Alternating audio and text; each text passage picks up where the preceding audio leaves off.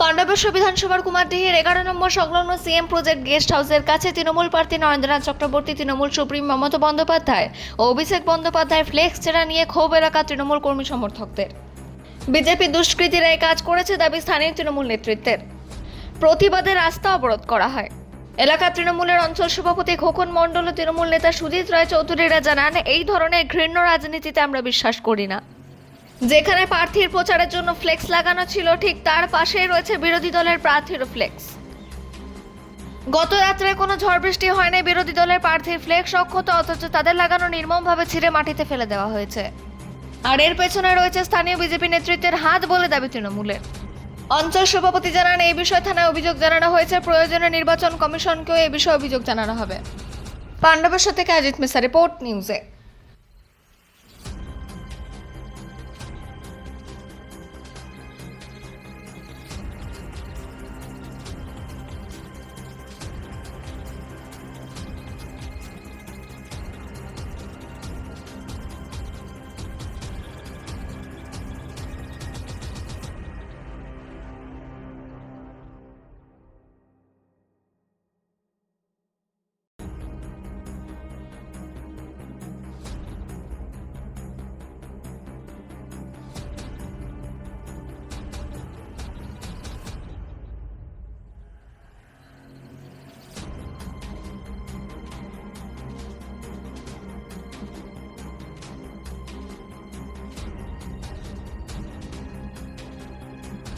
এই ধরনের নোংরামি করা উচিত নয়।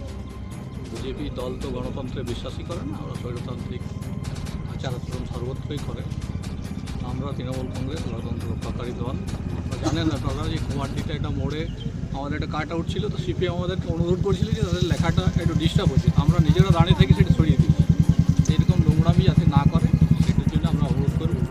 এই ছেঁড়াছেড়ি এসব একদম পছন্দ নয়, এর জবাব মানুষ ভোটে দেবে এবং আমরাও যত বেশি এইসব করবে আমাদের কর্মীরা, আমাদের ভোটাররা আরও বেশি সংঘবদ্ধ। তো সেই কারণে কি আজকে রাস্তা বন্ধ আছে? আর সেই কারণে ধরুন একটু তো গণতান্ত্রিক উপায়ে প্রতিবাদ করতেই হবে, সেই হিসেবেই করেছি। ঝড়ও দেয় নাই যে ঝড়ে ছিঁড়ে গেছে, এটা একদম সম্পূর্ণ সত্য যে এটা ছিঁড়েছে এবং বিজেপির দুষ্কৃতীরাই ছিঁড়েছে।